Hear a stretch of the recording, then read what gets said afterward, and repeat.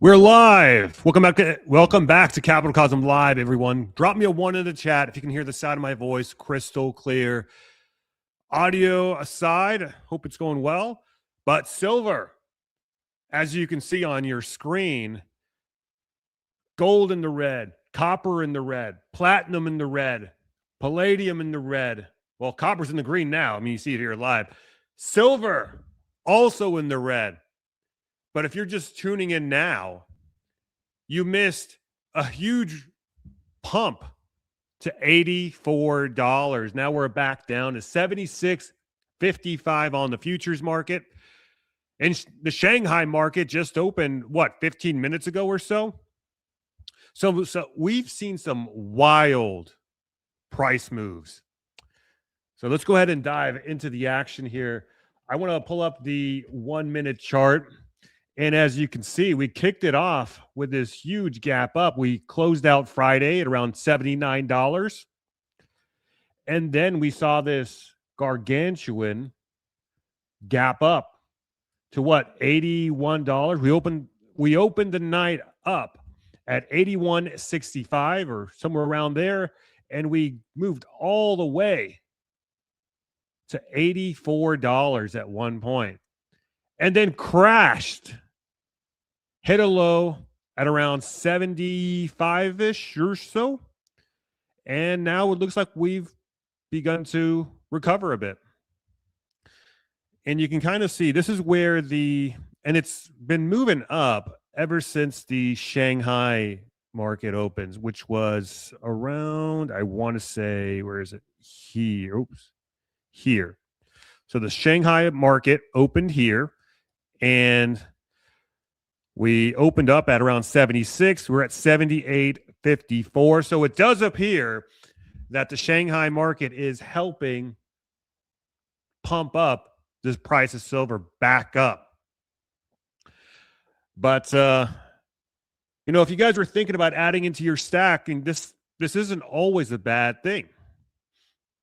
I mean, imagine having to buy it at 84 when you could buy it at 78. And before we get started, I want to remind you guys to please, if you're getting value out of these live streams and you're enjoying these live streams, and if you'd like to support me, hitting that like button, hitting that subscribe button, and even hitting that bell notification on the side, that'll alert you whenever I go live so you don't miss an episode. But all that goes a long way in helping push us in the algorithm. So it may not seem like much, but a little bit does go a long way. And of course, we've got our great partners over at the Bullion Standard Pro. And if you're looking to add into your stack, and red days are always great days to add into your stack. In the case of Bullion Standard Pro, it's kind of different. It's kind of unique in the sense that it's kind of adopted this Costco Sam's Club model where you pay a monthly fee. In this case, it's $35 a month.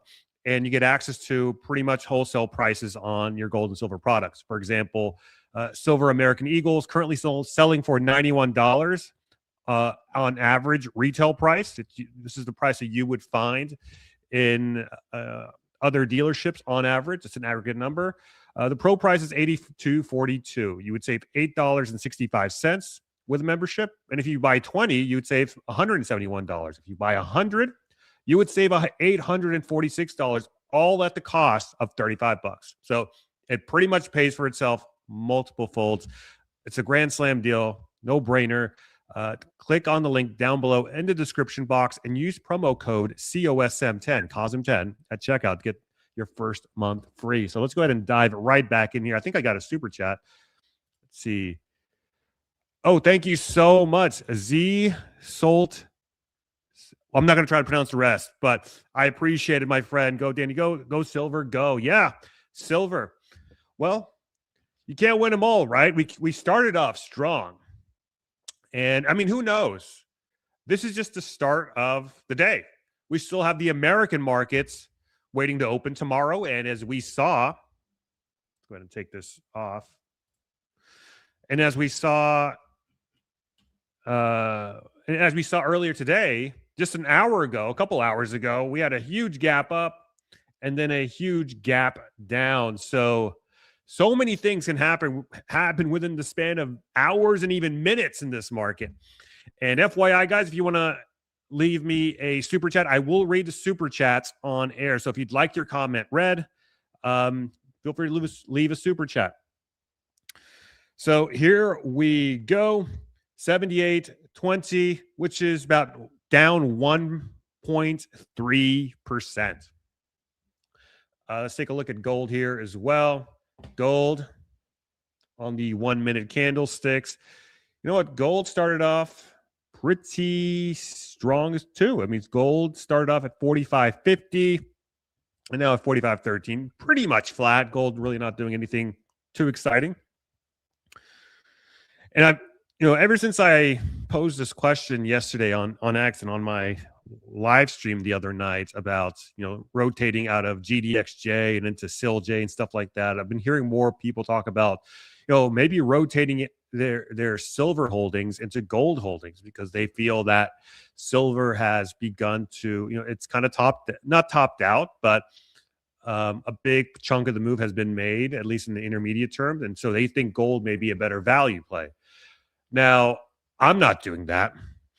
And we talked about why I think that's not a good idea.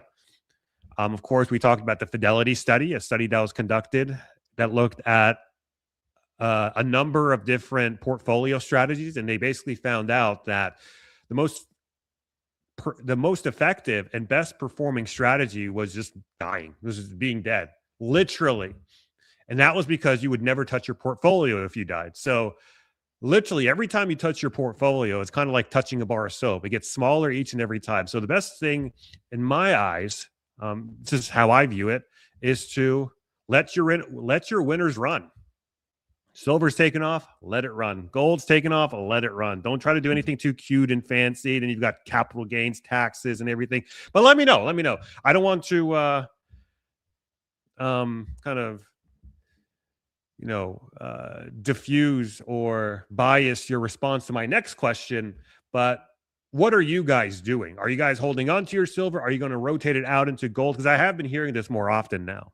Let me know in the chat what you guys are anticipating, what you're planning to do with your silver holdings. Are you just going to hold them from now until God knows when? I mean, let me know in the chat.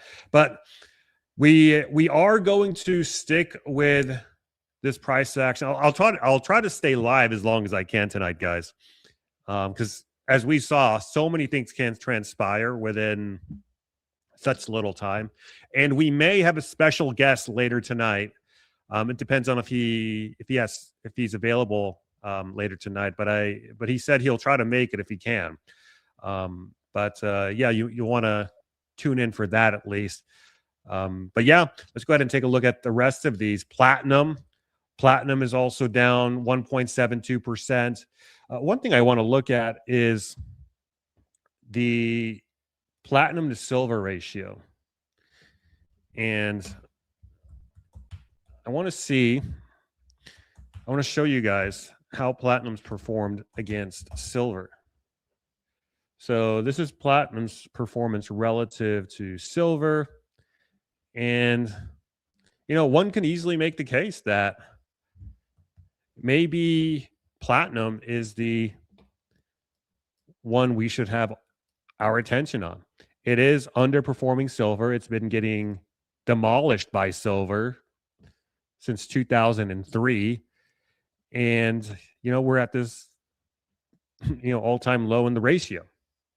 So that's one thing I also noticed was on Friday, platinum actually moved in tandem with silver pretty much. Silver was up 11%.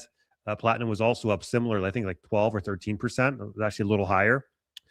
So let me know your thoughts on platinum, guys. Are you getting in on the action on platinum? And another thing I want to highlight for you guys is I'm seeing so many people try to compare this silver market to 2011 or 1980. And I think that's not the right way to go about it, because as you can see here, here's a long-term price of silver. And silver has been in this channel for over 100 years now. This is 100 years in the making. This resistance line goes all the way back to the 1800s. So this is like a 150 plus year trend that we're breaking in real time. Check this out. So I think we all need to rewire our thinking and expectations. This is not just a decade long trend. You know, we're not just going from the 2011 market to the 2026 market. We're not even talking about the 40-year trend breakage of the U.S. bond market. Yeah, I mean, that is significant. It's no mystery that gold really started rallying after that breakage of that trend in mid 2022. But I think there's a larger trend at play here. And this is a trend that goes back to, before the Federal Reserve. This is kind of like the fourth turning trend. We're in a fourth turning cycle right now. And typically in these fourth turning cycles, you see resets of the entire monetary system. And for those of you not in the know, the concept of a fourth turning is that, once every 80 to 100 years, you have a complete reset of the global order and monetary systems. You go back 80 years from today, you have World War II. 80 years before World War II, Civil War. 80 years before the Civil War, the Revolutionary War here in the United States. So about every 80 to 100 years, you have these this reimagining of the world order. And a lot of it has to do with, collective amnesia. Once the older generation dies off, that experience that went through all that hardship and in those wars leading up to that change, once they die off, they take their lessons with them. And so the new generation, in this case us, we have to relearn what our forefathers learned the hard way, and we're going to learn it the hard way too. So we're in a fourth turning cycle. This is a once in every 80 to 100 year trend, and it looks like we are reversing out of it. The entire thing is resetting. So trying to find analogs to like 1973 and 1980 and 2011 and 2008 and whatever, that's nice, but keep in mind, it's completely unlike those times.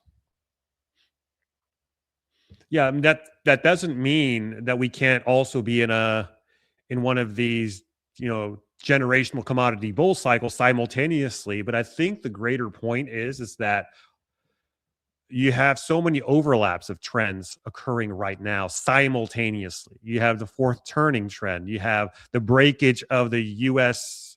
Debt bond bull era coming to a close. You see it with a 10-year yield here. I mean, a lot of you have seen this chart to death, but for those of you who haven't, here you go. Here's a U.S. 10-year yield. This goes from 1980 to 2022, and boom, breakout. And ever since this happened, things have been effed up. And I'll show you why they've been effed up. Oops. So I'm going to add in something like the copper to gold ratio. So if I say copper divided by gold, and I'm going to add this here, what you'll notice is,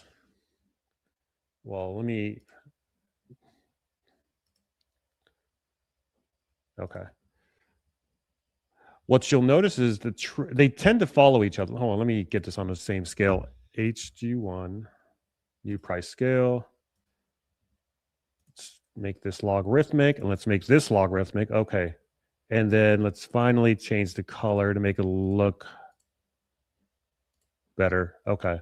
So the green is the US 10-year yield, and the white is your copper to gold ratio.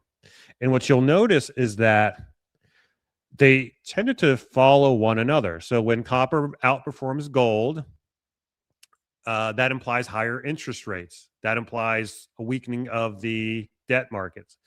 And when gold outperforms copper, the bond market strengthens, which makes sense because it's all capital rotation. Because it's all you've got to think of it this way. We're all like in this space with so much capital, and capital goes from one side to the other side. So it goes from gold to bonds, and from bonds to the market, to the stock market, etc. What you see here, they've been moving in tandem, the white line and the green line, until 2022, the start of the Ukraine war. The bond market stopped listening to what the debt markets completely went unhinged, essentially. They were supposed to come down given the copper to gold ratio, but debt hasn't rallied. Bonds have not rallied. They cut interest rates last year, but interest rates continued going up regardless, the long end of the curve, that is. They were able to cut the short end of the curve, the Fed funds rate and the 3-month yield, but the long end was unfazed. This chart tells us that they've lost control of the debt markets. The world has lost confidence in the U.S. debt markets, and pretty much every other debt market too. So, I mean, I'm not just picking on my home country, but you see it even more so in Japan, in Europe, everywhere else. But you see it, you see this divergence happen. So there's all sorts of weird stuff going on, and what's happening in silver has to do with this. So what's going on with silver is part of something much greater. This is the reshaping of the global order. So we've got to think of it that way. This is the reshaping of the global order from, this is the end of that 40-year trend in U.S. debt. And it's also the end of the larger 80 to 100-year trend since the formation of the Federal Reserve in 1913. So that trend from 1913 to the start of World War II to the end of the gold standard to QE in 2008, that trend of just easing, just living in a fantasy paper fiat money world, that's now reversing. We've been heading down. It's been getting worse and worse. Now that trend is over and things are about to reprice. Silver's about to reprice, but it's going to be volatile. It's not just going to go up in a straight line. I wouldn't be surprised if it breaks 100, comes back down, crashes to maybe even 50, goes back up to 100, 150. I don't know. But it's going to be very messy. I was just listening in on a few other YouTube channels, and they were talking about, this could possibly be, this is essentially China buying up silver, because what we saw, China and I talked about this with Eric Jung on my show a while back, and he basically told me that China had leased, silver to the UK, to the LBMA, and the LBMA effectively drop shipped this. This is what Eric said. They drop shipped it to India. Now China wants their silver back from the LBMA, but the LBMA doesn't have any silver to give back. So now they've got to go find it elsewhere. So it's essentially a mad scramble. And there's all sorts of other things as well. There's the stuff going on with Venezuela. The United States wants to cut off China from Venezuela. That's really what it's all about. Sometimes I ask these questions in my interviews that I know the answers to, but just for the sake of the interview, I just, I want to hear the other person's take. But I think it's really all about just kicking China and Russia and Iran out of the Western Hemisphere. It's all about the Monroe Doctrine, mainly China. And so what we've been doing is we've been we're about to engage in some sort of military operation. May not be a full-blown war with Venezuela, but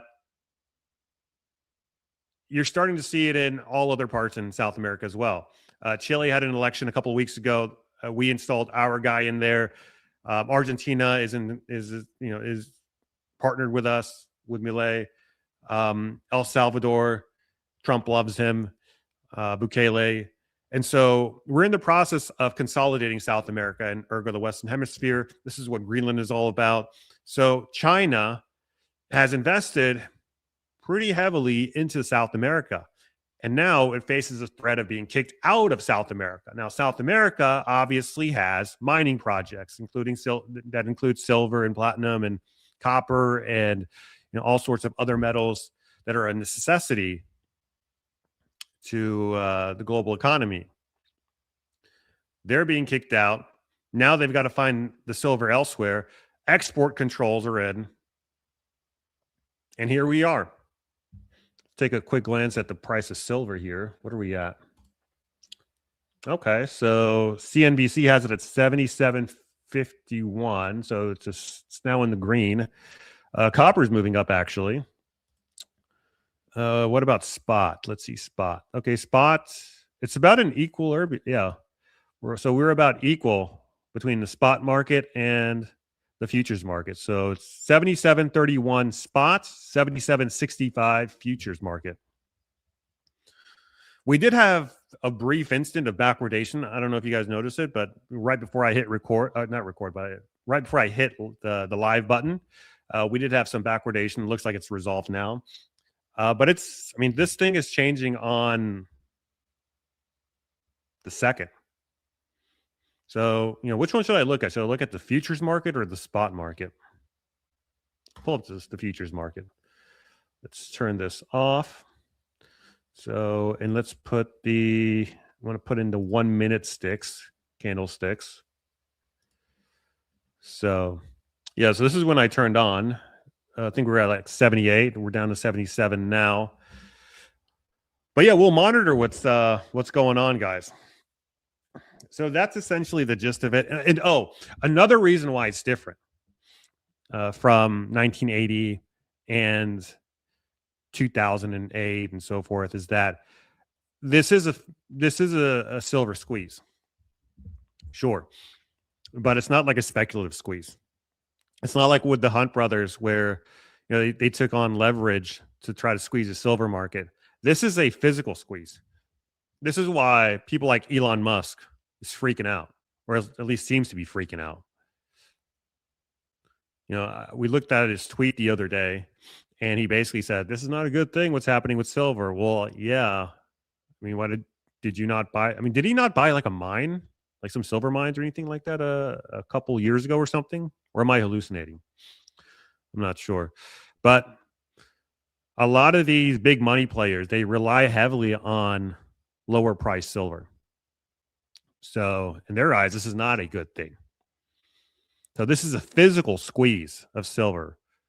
I don't think we've ever had one to this magnitude ever before, because this is the first time we've had a global economy, that's at this scale, that's as heavily reliant on silver. So this is truly unprecedented territory. So to recap, we have a physical squeeze. The Hunt brothers squeeze was not a physical squeeze. It was a speculative squeeze. Number two, we have this stuff going on in Venezuela and South America. We have the isolation of China out of the Western Hemisphere. And now China has to find the silver elsewhere. And then we also have the confluence of multiple cycles. We have the end of the 40-year U.S. bond market.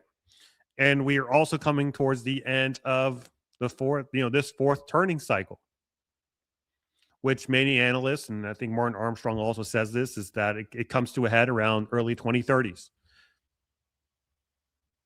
So there you go, guys.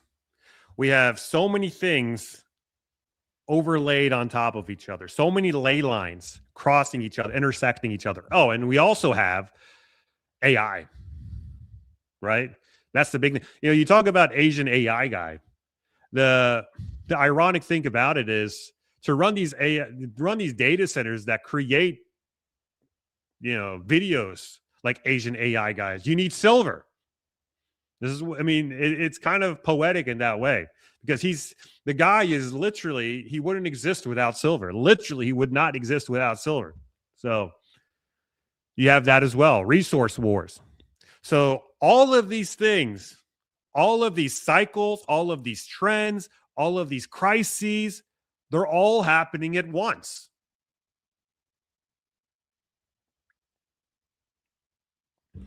So I don't know.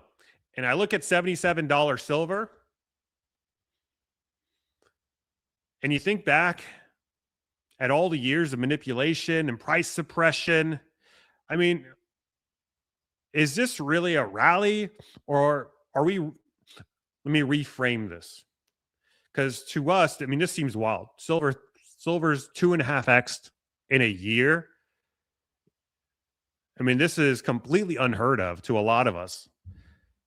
Unless you're old enough, you may have seen the 1980s squeeze, but to a lot of us here, like this, I've never seen anything like this for silver in my life. But in reality, the price suppression stuff, silver being stuck in, sub $20 hell for 20 plus years, maybe that was the anomaly. Maybe we've been living in an anomaly for 40 plus years now. Maybe now $77 silver is just what it ought to have been this entire time. So maybe reframe your thinking that way. So then when you reevaluate whether or not you want to get in on silver at this price level, maybe silver isn't. Now, I'm not saying it's not going to get, there's no such thing as a correction and all that. Yes, it can correct from here, but think longer term. Look at all these trends that are playing out. These trends that are older than anyone alive on this planet today. If you're a trader trying to get in it, trying to top and bottom this thing, forget about anything I'm saying. But if you're playing the long-term trends, and this is the way I think you've got to look at it. This is the way I look at it, at least. And it goes without saying, nothing in this video is financial advice. I'm not a financial advisor. Always check with a financial advisor to, figure out what you want to do with your money. Don't come, I'm just a guy on the internet. Disclaimer. So yeah, let's see where we're at today. Let's see what we're at now, I should say. So futures market price 77.67. Interesting. So it looks like it's pretty much flat. It's not really moving up. Spot price is down 3.5%. I see a lot of people calling for the early demise of silver. Guys, it's down 3%, and the American market hasn't even opened. That's a good question. Who's buying the dip? Good question, Cloud542. Type a 1 in the chat if you're buying the dip.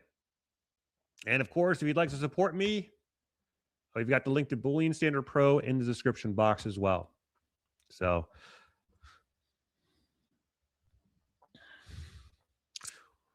let's see. You guys want to look at some X posts? Let's get a sense of the sentiment. I'm going to refresh these, see what people are saying right now on X.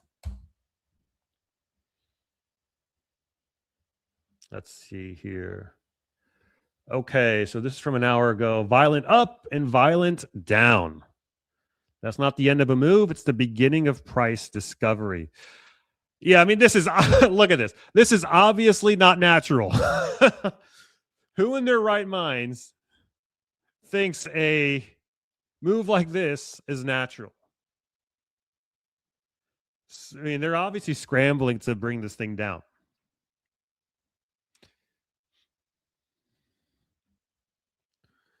Okay, this is from an hour ago as well. Massive volatility in the silver market. Silver spikes to 84, then slammed to 75.44 before recovering over 77. And Shanghai hasn't even opened yet. Well, it has opened now, and it's still pretty much the same thing. Let's see, this is from 9 hours ago. Eric Jung. So he's basically looking at the gold to silver ratio throughout history. So in 3200 BC,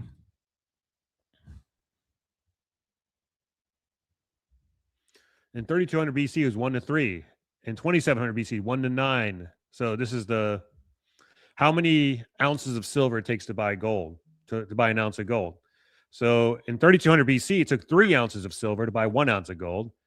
In 2700 BC, 9-1, 9 ounces of silver to 1 ounce of gold.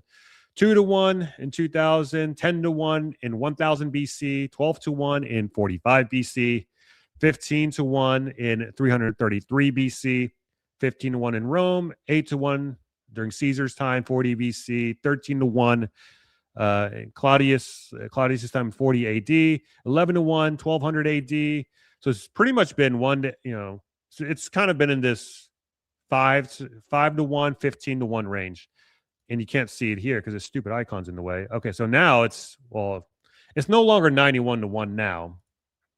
It's like I think it's like 50 to 1 or something, but it's still elevated. It's like 50 or 60 to 1 right now.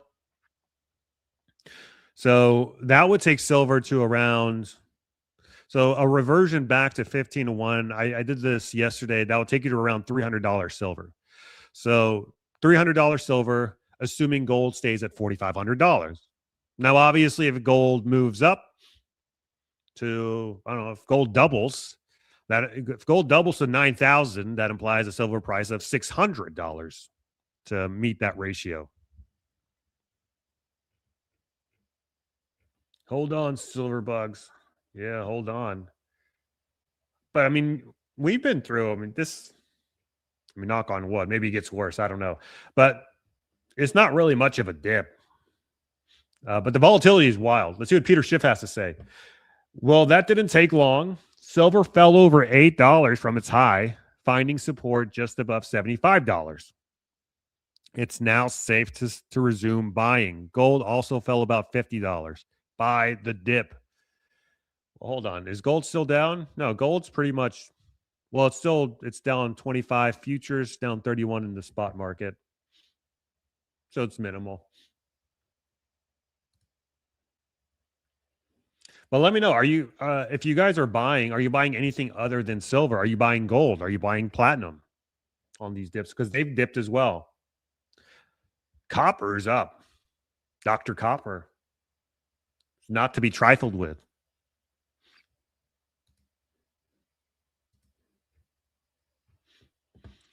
Bald Guy Money says, huge opening. Well, this is from the opening. Yeah, it spiked all the way up to 82.50.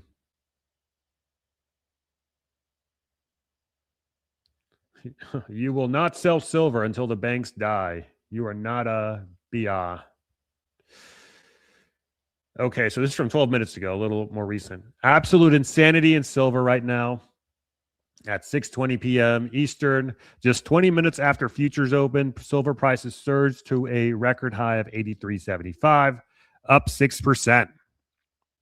By 7:30 p.m., silver prices fell to a low of 75.15, 10% of its value in 7 minutes. Buckle up, it's a crazy week. So I wonder what they're doing, because a lot of these, I guess they may have been planning on taking a vacation for the holidays, and they may have had to undo those plans. Because a lot of us thought that they wouldn't really get back to slamming until January when they were back in the office, but it doesn't look like it's going to have to wait till that long. Mr. Slammy's back in action. He's back at it.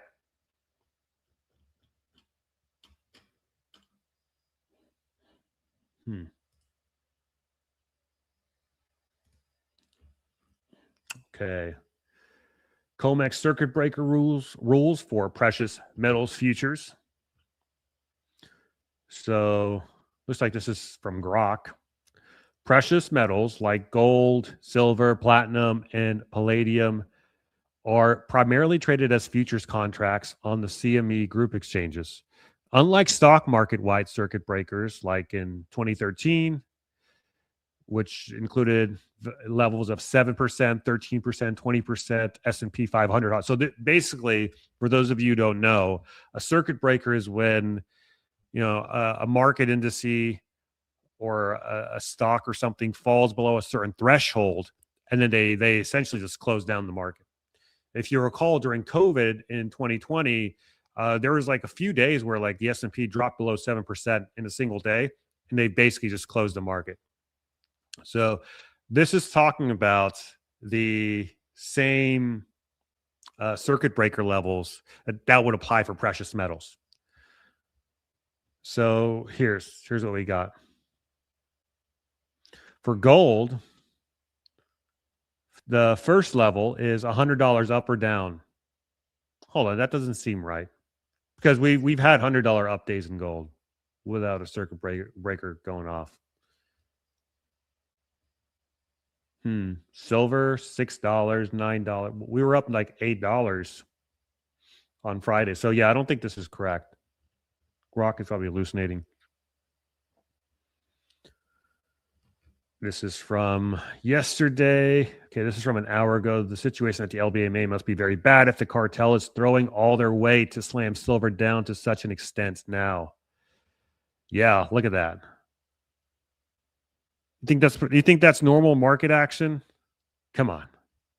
Especially like after all of this intrigue in silver over the past weekend. You don't think people are chomping at the bit to buy this stuff? Yeah, this is a perfect chart. This is a perfect meme. Silver at $20. No one wanted to buy it. Now it's 79. Now you want to buy? Now you want to buy at 79?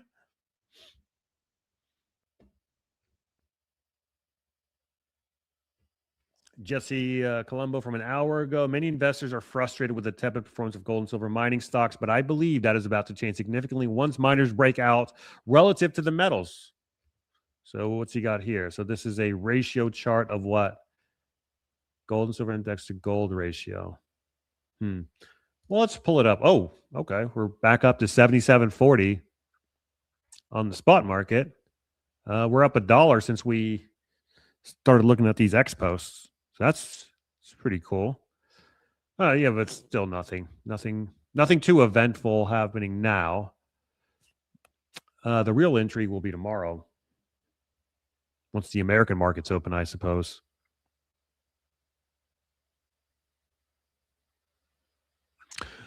Let me know. Are you guys hearing anything from your local dealers, or like, do you have any people in the know about this stuff? Like, what are you guys hearing from your bullion dealers? Do you talk to your bullion dealers at all? Like, what's the traffic like this weekend? Do we have any intel on that? Like, is it above normal levels, or I would suppose so, given all the news? Because like I said yesterday, like I'm seeing so many of these other channels that I watch that aren't financial in any way, shape, or form start to talk about silver. So I would presume that this is getting into the zeitgeist.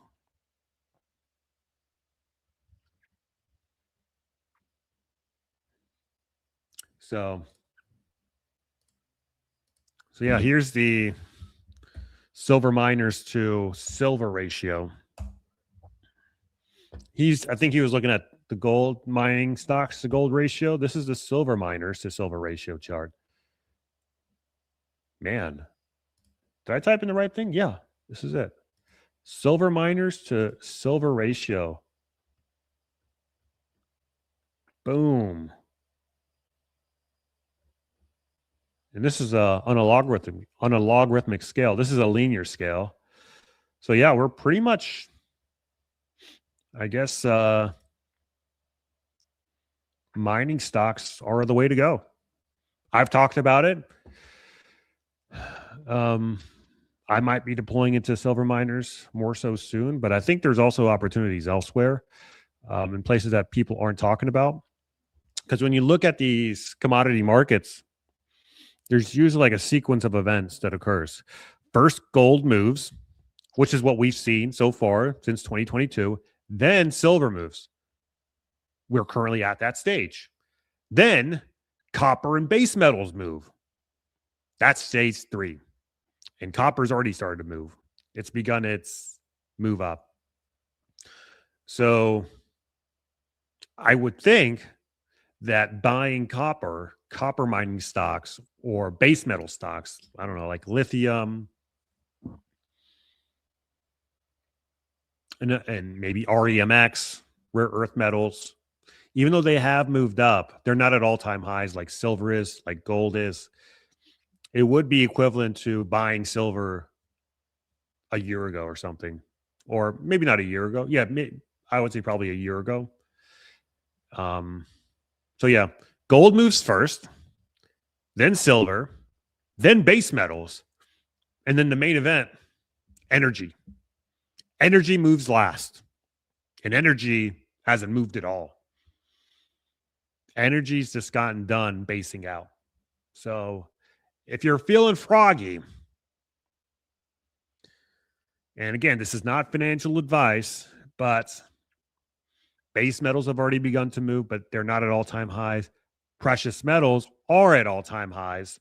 Base metals are playing catch up to precious metals, and soon energy will be playing catch up to base metals, who are playing catch up to precious metals.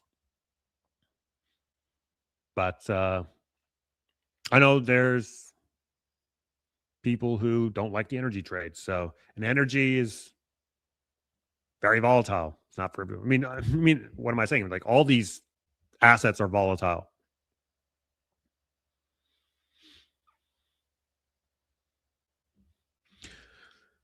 So it's also interesting to see like all these Bitcoin people like try to, I don't know if you guys have seen this. Have you seen this? Where they say Bitcoin is the next silver. It's like, really, bro? We're just now having our moment in silver. It's been like 40 years since we've had an all-time high. And you guys have had you guys have had like your 4-year halving cycle for the last 15 years or however long it's been in existence. You know, we just got a 3x for the first time in 40 years, and the Bitcoin bros are already kind of like throwing in the towel for silver. It's not like Bitcoin's made any speculative parabolic moves the last 10 years or so. So it's just, the cope is delicious. I mean, I don't know how else you could put it other than cope. Like, who are you trying to fool? Sell your silver to buy Bitcoin? That's what I'm hearing. So it's like, oh, I'm selling my silver to buy more Bitcoin. I click on the account and it's like just some crypto bro who I doubt ever bought silver at all. Like, who are you trying to fool? Are you people fooling anyone with this stunt? Who actually believes this?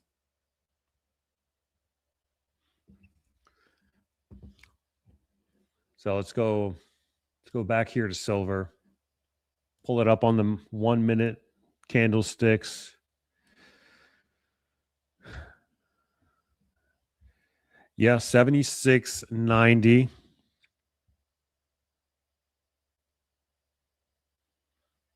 Yeah, Bitcoin is sold yesterday.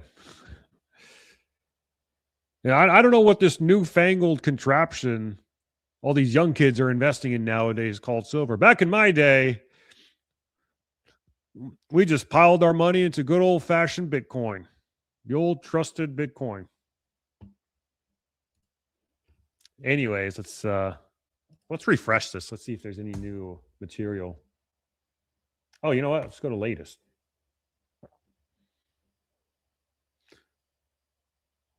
You can forget solar in the future. There isn't enough silver. And who funds Climate Council? Who are you, the mouthpiece? Who's he talking to? This account? I don't know what this account is. Climate Council. So they're saying in 2025, global renewable energy generation surpassed coal for the first time in history. Solar, wind, and hydro continue to surge, driven by plunging costs, rapid deployment, and strong public support.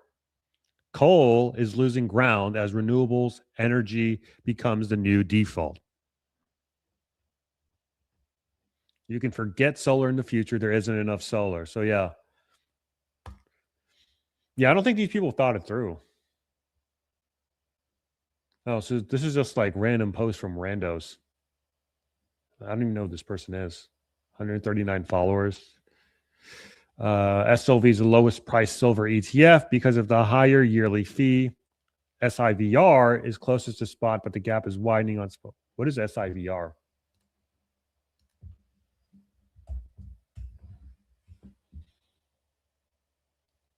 Physical silver shares, silver shares ETF. Oh, it's like a trust.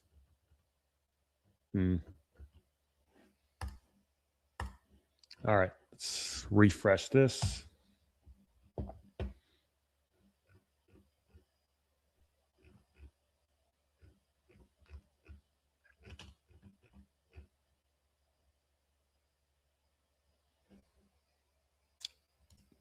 I looked at the SIVR price here at the top. I don't know if you can see my tab, and it said 74.66, and I thought it was the price of silver. I was like, what? This got slammed hard like in a matter of minutes. We're at 76.90, 77.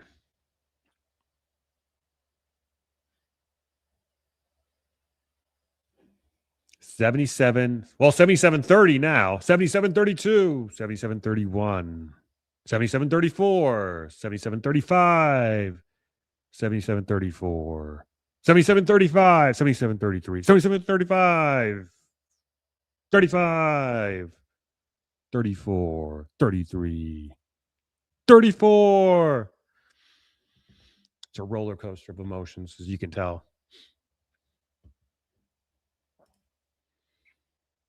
Yeah, copper is still kill. Well, I don't want to say an 8.5% move is killing it.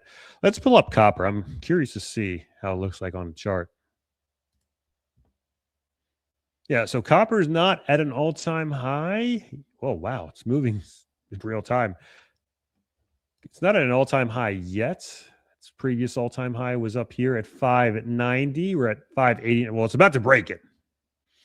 That's like 1 cent away from breaking it. So copper's ready to run. So let's do this. I'm going to put copper and silver head to head. And we'll look at their correlation.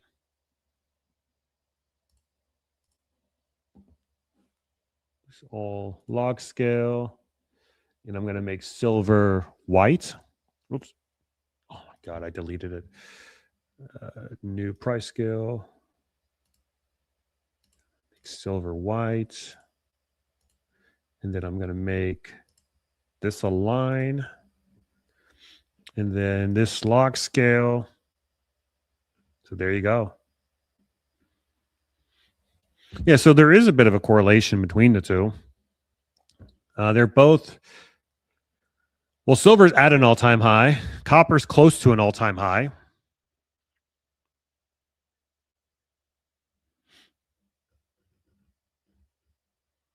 And copper has been outperforming silver for quite a while now.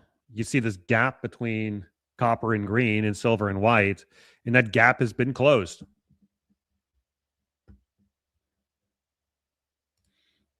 Let's look at copper relative to silver.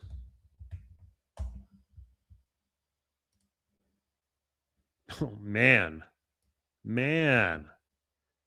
So this is the copper relative to silver chart. Do you see how underpriced copper is relative to silver? Now, I know it's hard to stack copper. I mean, you need like an entire like storage, not just unit, but like units to invest a decent amount of copper. But there's always the copper miners. But I think those have moved. So if I look at CopX, for example, CopX, this is the Copper Miners ETF. And I look at it from a ratio perspective. So CopX has been outperforming copper. So basically what I think is going on is smart money is front running copper by investing into the copper mining ETFs. Because if you think about it, hedge funds are not going to buy like 1 million tons of copper, you know, like $10,000 or something.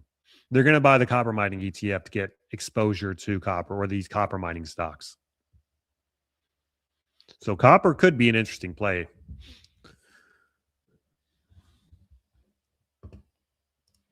I want to look at CopX by itself without a ratio. Yeah, CopX is at an all-time high. Now, do you buy at an all-time high? That's the question.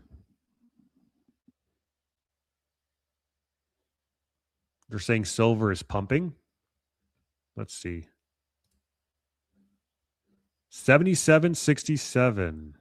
Let's go back to the 1 minute candlesticks.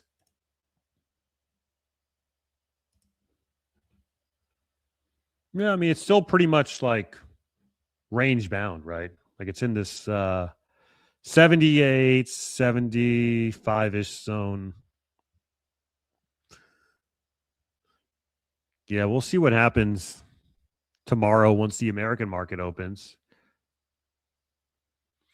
But have you noticed this too, that the biggest moves overnight tend to happen like late at night? Like when you wake up at like 3 a.m., go use the bathroom or something, or to go get like a drink of water, and you check your phone just because to check on the markets, and you see like these wild swings in the middle of the night.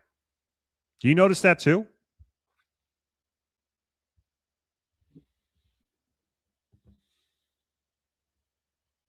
Yeah, keep in mind, guys, this is the 1 minute chart, a 1 minute candlestick. So each candlestick represents a minute.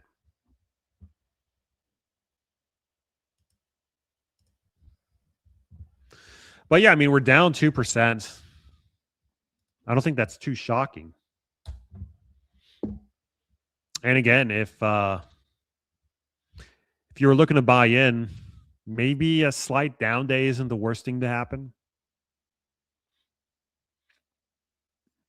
But here's the thing. Here's the other thing. Here's the other thing with normies, with like people that are just now like we all have people we've been trying to convince to buy silver for quite a while now. Back when silver was like $20, even 30, even $40. They come to us now and they ask us, or yeah, is now a good time to buy silver? Now you want to buy? And and you'll have some that say, well, it's just risen up too high. I should have gotten in earlier, but it's just way too high now. I can't afford to buy in. So there's always an excuse. There's always an excuse. And I think because we all see it. I know you guys all have people like that you know in your circles. I have people like that. This is why we're not near a top. Yeah, we had like a big frenzy last week, but that was all like China buying, institutional investors buying. That wasn't retail. When all these people that I'm talking about now buy, that's the top. And plus, like, I wouldn't even think of it as a top because, again, this is part of like a larger 100-year trend. This is a part of a larger multi-trend cycle or cycles. But if you were to think of a top, it would be then. It would be when all those people begin buying at 150, 200, whatever, because they will capitulate. This is how it always works. And all these Bitcoin bros that are saying that, okay, well, I think it's now a good idea to rotate out of silver into Bitcoin. They're all going to capitulate eventually. They're all going to buy in, whether they publicize it or not. And that's just a fact. So the fact that we still see this from people like that online in real life, I think that's a strong signal that we're still a good distance away from a top of some sort. Once they capitulate, then you can make a case of, maybe rotating out of silver and into gold, or rotating out of silver into something else. I don't know. Or, maybe you just don't sell. Maybe you just keep it. Maybe you keep stacking for the rest of your life and you hand it over to your children when you die or something. But let me know if you agree with that assessment. What do you think? Do you think that they will capitulate eventually?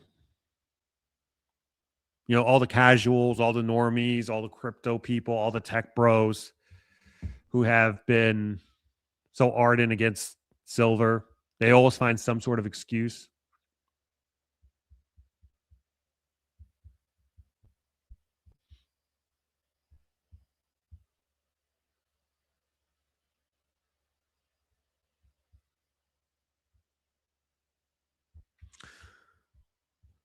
So let's go see what's anything new on X.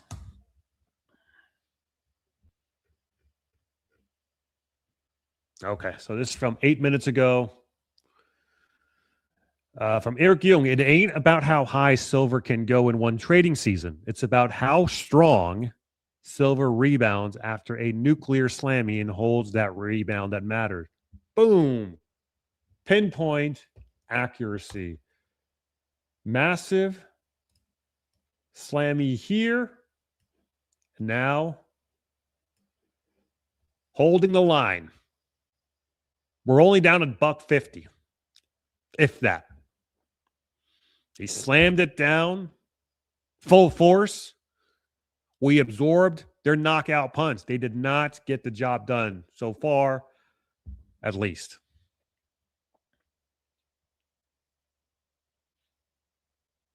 So we got hit by a sucker punch. We're kind of wobbly, but we're getting our bearings back.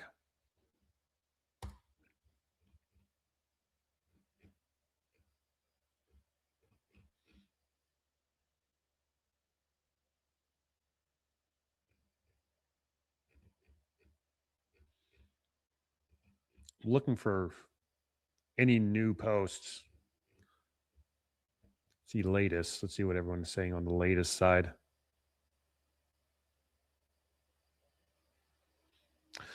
There are tons of silver posts explaining what is this referring to. So this is from Mandel, Black Swan Capitalist. I don't know who this guy is, but funny how the experts only show up after silver doubled in price to $80. Today it's exploding and suddenly everyone has an opinion and everyone's an analyst and no one cared about it a few months ago. Classic. The pattern never changes, only the price does. Yeah, I mean, I can tell you this for a fact. When I would post videos with Eric Young and Ed Steer and Bill Holter talking about silver, a lot of the comments were just like done with silver. Like people would tell me, I've been hearing the same thing for 20 years. Now it's like everyone's into silver. The mood has completely shifted.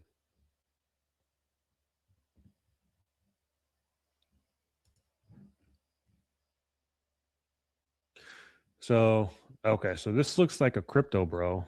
So he says, why do you think silver's drop lately will influence crypto prices tomorrow? Oh, come on. Come on. What's crypto at today, right now? Okay, well, it's in the green right now. But does it have any connection to silver? Crypto is just going to do crypto things, and silver is going to do its own things.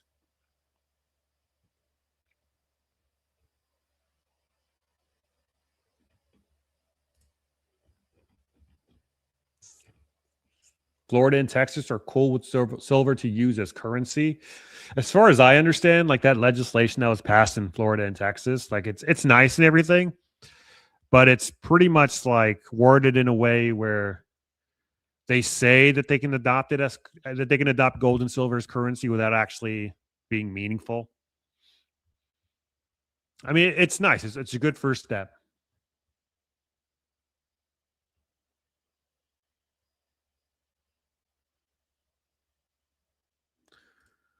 Let's see what this is about.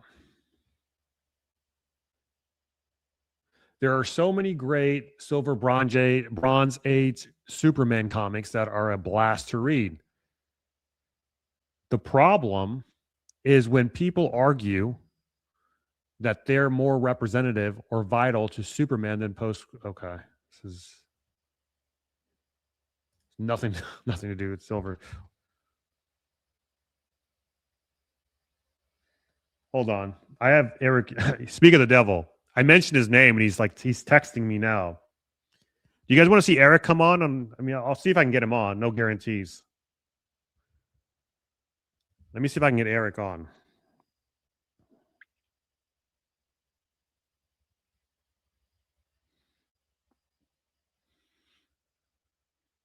Give me a one in the chat if you want to see Eric on.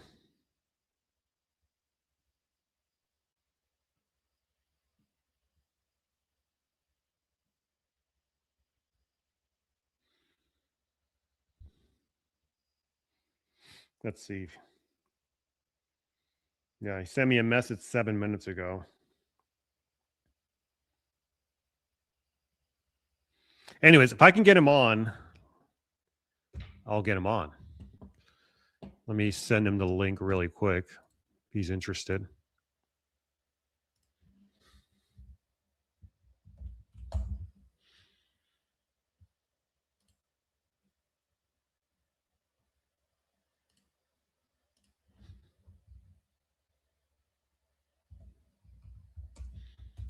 Feel free to hop on if you want at any time. Okay. Yeah, so he'll come on if he has time. I know it's daytime in China now or Hong Kong. So I don't know if he's available or not. Maybe you can pop in for limited time or something.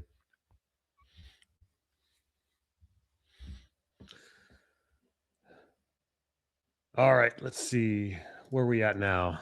77.65. No, I don't think Eric is Asian guy. Like it's too. Plus, does it have to be? I made this point yesterday. The AI guy can be any guy. It could be an Asian guy. It could be a white guy. It could be an Indian guy. It could be a black guy. It could be anyone. It's not like the people who made Asian guy were constrained to have him be Asian for some reason. If anything, I mean, does China benefit from higher silver prices if they're trying to acquire silver right now? If they're scrambling to get silver? I would say that someone who's adversarial to China might want to make China's life a little harder by bidding up the price of silver, right? I mean, does that not make sense? Because there's all this speculation. And this is just my opinion. I'm not accusing anyone of being anything, but some people will say that he's either like an opportunist who's trying to make as much money as possible, or it's some sophisticated organization. I think it's the latter, because he's got 1 million channels. He posts every hour, and these videos take time. I can tell you as a YouTuber, this stuff takes time. It's not him. And the way they title their videos, their thumbnail designs, the presentation, like they're optimizing for like clicks. They're optimizing for engagement. Like this is it's very scientific. Like you've got to be very well into the know as to what YouTube likes to push in their algorithm. And I think they're hitting all the right buttons because, I mean, each video is getting 100K plus views. And that's extremely difficult. And I know it's an AI generated video, but it still takes time to manufacture the thumbnail, come up with a good topic and script, roll it out.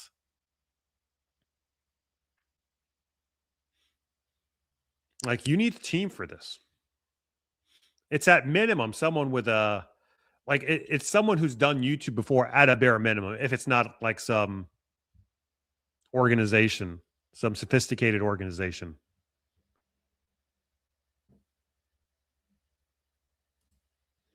Thomas Whitestone says, Dr. Jim Willie, please. You know what? I've never interviewed Jim Willie. I'll look into it. Thomas. Thank you for the super chat, my friend.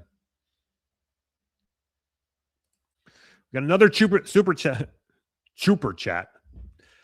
Another super chat from Jay. And he says, no, they post every 30 minutes to 15 minutes. Yeah, exactly. It's really weird. So the agenda, I mean, they're obviously trying to build up retail frenzy in silver. I think the fact that they use an Asian guy was just like it's like a red herring. So people think it's China automatically. but maybe it is China. I don't know. Maybe I think Eric thinks he's like PLA or something, if I remember correctly, in one of his posts.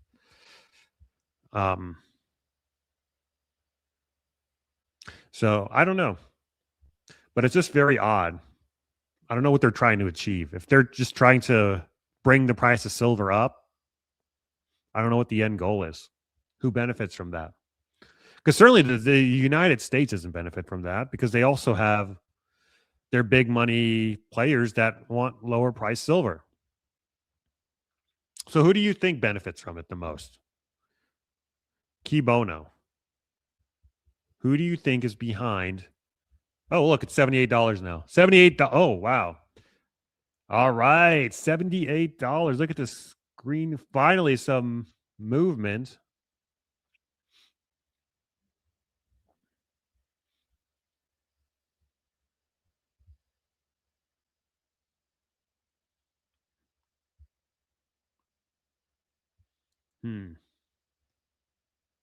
Some of you guys think it's JP Morgan. They have millions of physical. Yeah, could be JP Morgan. I don't know. It's interesting to speculate because they have ramped up the frequency of videos posted. Hold on, guys. I'm just checking to see if Eric replied back yet. Oh, he did. Let me see what he said. Okay, so he'll try to hop on if he can. So yeah, because it is in the middle of the day over there in Hong Kong. So I may be catching him in the middle of his job or whatever he does. So we'll see if he says he'll try to get on if he can. So stay tuned for that. We also have another person that could potentially hop on later tonight as well. We'll see if he's able to make it too. But in the meantime, we'll continue looking at the grass growing. I mean, the silver price rising. 78.17 right now. See any big movements in any of the other metals. Silver is now in the green. CNBC has it at 77.41. So we were just looking at the spot price. Oh, cool. Actually, yeah. Silver 78.23 spot. Futures price is 77.50. Backwardation. Spot has overtaken futures. It's a big deal. Oh, we got some. So we got some super chats.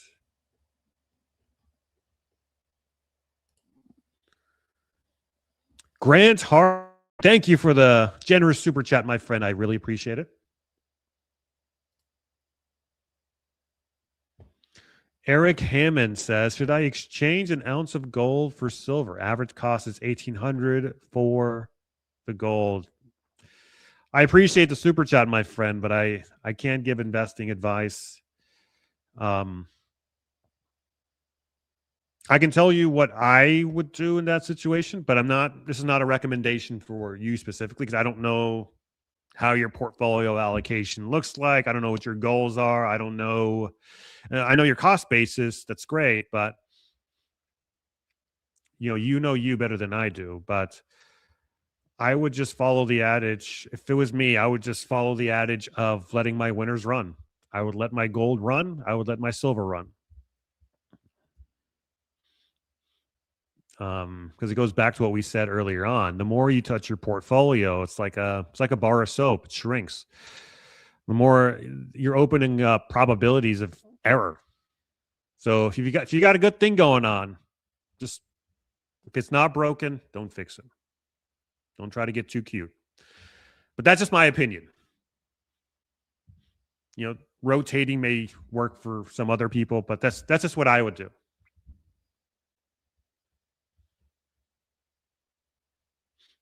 I see some of you guys saying gold isn't running. Well, I mean, it's run like 70% on the year. It's not running right now, but in the grander scheme of things, it is running.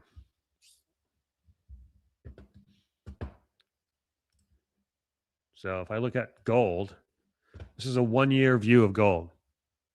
It's not running. Looks like it's running from the cops, actually.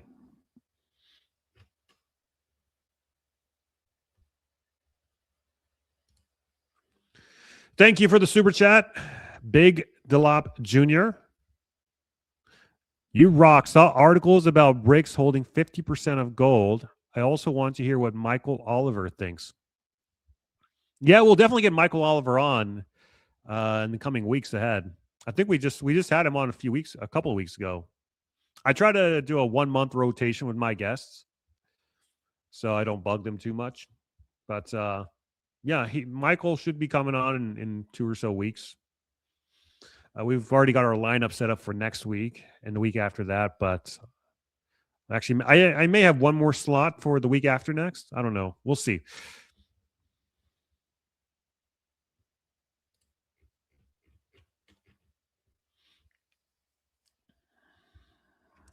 Let's see. So yeah, this is the gold chart for the last year, and up 73%. And what more do you want? You want 140%? Like you got with silver? I mean, are you silver stackers that spoiled now? Looking down on all these lowly gold stackers, up only a mere 70%. So here's silver. So up 166%. Goodness gracious me. Has that ever happened before? I don't think it has. Okay, I think we got another super chat here.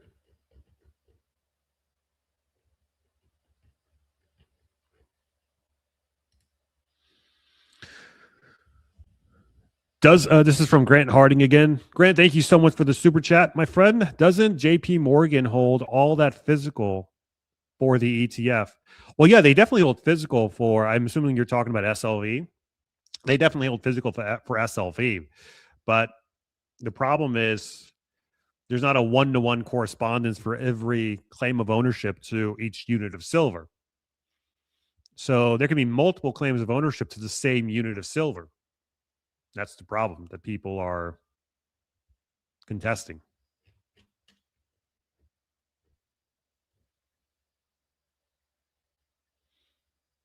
Oh yeah, so I said backwardation a few moments ago, and here's one thing. I think I need to start doing more often is that not to assume knowledge, to kind of assume that everyone's kind of working at a without the knowledge that I have, at least. So backwardation is when the spot market overtakes the futures market. So let's say right now, spot market of silver is at 78.49, as we can see here. The futures market, 77.68. That means that traders, investors, what have you, buyers are willing to pay a premium to get their silver sooner rather than later. In a sense, it implies a sense of urgency.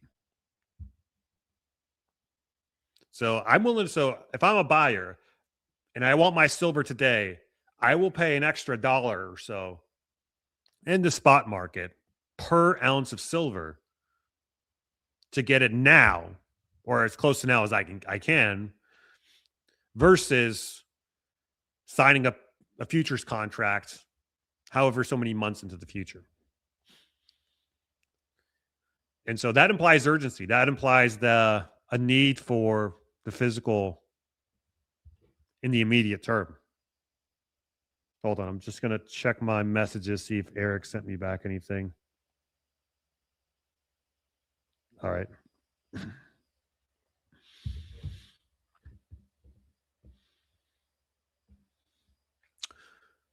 Yeah, so that's what backwardation is. So thanks for the reminder.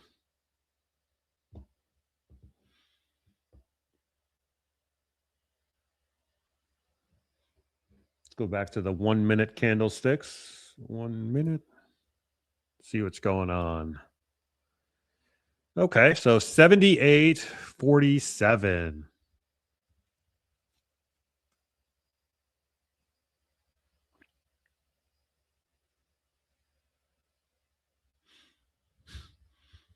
$78.47 on spot market. So yeah, I mean, it looks like we're just the.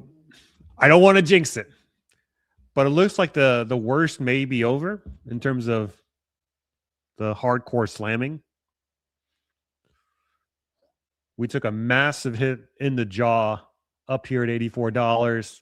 We were running full speed, and then we just got mollywopped right in the jaw, got knocked down, and now we're just like trying to recover our bearings.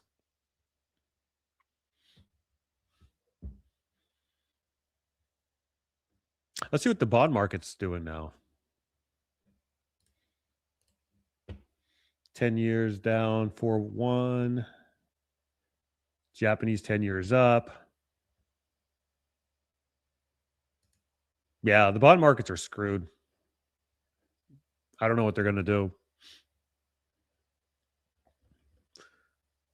The 10-year yield. Let's look at Japan here for a second.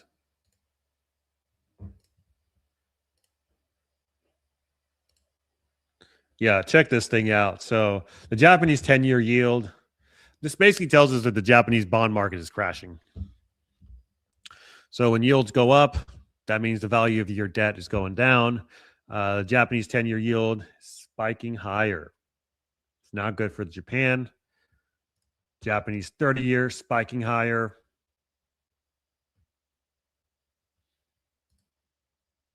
Compare that to America's debt market. I mean, we've been elevated.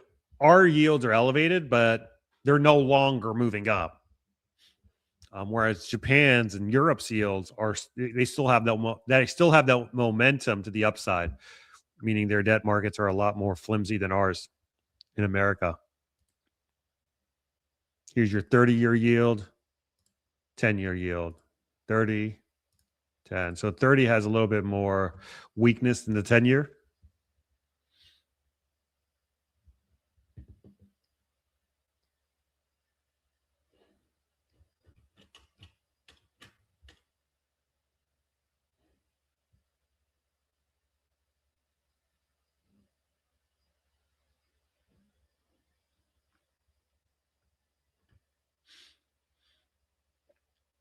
Oh, and by the way, TradingView won't let me view the Shanghai price. It says I have to like fill out an agreement, which I haven't done yet. So if you guys can drop me the Shanghai price in the chat, I would appreciate that. Because currently at 78.25 futures price. So yeah, now the futures price is catching up to the spot price. There was a dollar gap. Now it's a 25 cent or less than a 25-cent gap.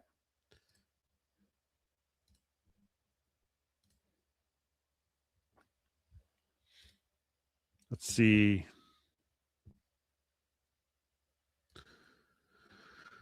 Another super chat from Lloyd McLeod. So, what's the risk of holding SLV as we get into the new year? As silver scarcity increases, could SLV get raided?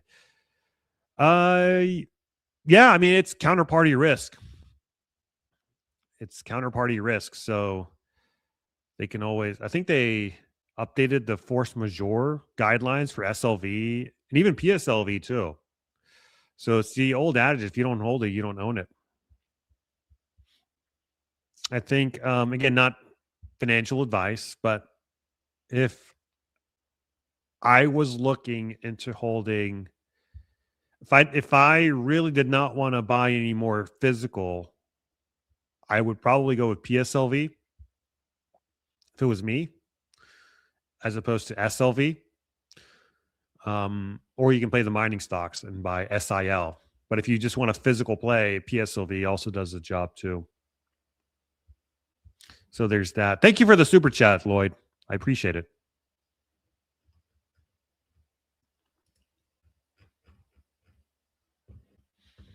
Okay, let's see what people are saying on X. See if there's anything new.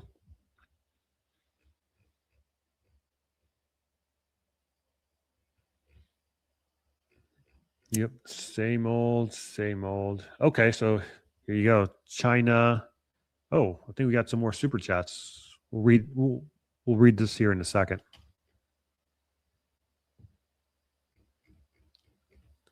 Okay, so super chat from Jim Rennick. Thanks for the great content and guests, Danny. Good stuff during these rocky times. I appreciate it, my friend. Thank you for the super chat. I appreciate your time. Glad you're getting value. So macro liquidity says China Shanghai Futures Exchange silver futures opened and barely reacted to the COMEX dump, firmly trading near the $85 range. There you go. Shanghai Futures Exchange is no selling the slam. Someone is trying to keep the Western markets down, and it's not working in China. And the thing is, I think this is the first time we've had this huge arbitrage opportunity between Shanghai and COMEX in New York, because it's been sustained now for close to a week or something like that. Usually the arbitrage closes, and that's because the incentive is there for, if New York is cheaper than Shanghai, I would just buy in New York and sell in Shanghai and make like an easy profit. Well, now you can effectively make what, a $7, $8 profit by buying in New York and selling in Shanghai. And by doing so, this would effectively, the buying pressure in New York would elevate the price up in New York, and the selling pressure in Shanghai would bring down the Shanghai price until both prices met. But that's not happening. So there appears to be a war going on behind the scenes that you and I are not privy to. Very interesting. Yeah, I just was trading you would let me view the Shanghai exchange. I have to sign some agreement. Hold on, Silverbugs. Yeah, we're holding. Oh, we got Eric. You put Eric on. Eric, thank you so much for coming on, man. Hey, Danny. Thank you for inviting me. Yeah. So, we were just looking at the Shanghai price here. Let me pull it up. And so it looks like it's still at $85 from what you're seeing. So it's at $85 right now. I'm looking at a $78 spot price here in America. Isn't this kind of weird seeing the arbitrage have so much persistence over the course of the last week or so? I don't think this has ever happened. Well, I think China is implementing export controls or limitations, however you call it, starting January 1st, 2026. So that's only several days away from today. And I guess we shall see what happens. If it's actually a legitimate, real export, semi-ban, so to speak. If they do that, like for real, meaning that they significantly decrease the amount of silver that leaves China. By the way, not for re-importing into China, okay? Because China exports a lot of silver to Japan to be processed into high-grade silver powder for their solar panel manufacturing industry, right? So that's something else. That's silver bullion exported to Japan, processed, re-imported into China. I'm talking about net exporting of silver bullion that doesn't come back to China. So if they decrease that significantly, I just see all of what's happening right now just being noise. Okay? Yeah. Like the real, smackdown or like smack up, depending on your vantage point, is going to be after January 1st, 2026. And that's when the export controls go into effect, right? It's not a Correct. complete ban on exports. You have to get like a license and stuff now. The estimates are like 20, it'll reduce exports by 25%. Is that the number you're reading as well? Well, they're going to look at each of these export applications on a case by case basis. So, given what's happening in the silver market, I mean, it can potentially be a complete ban. Because they're going to be Wow. looking at it under a microscope, right?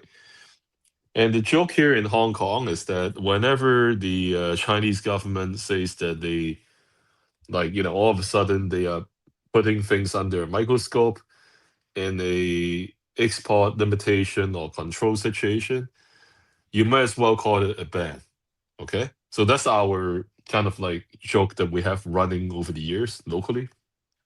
But there's some merit to that.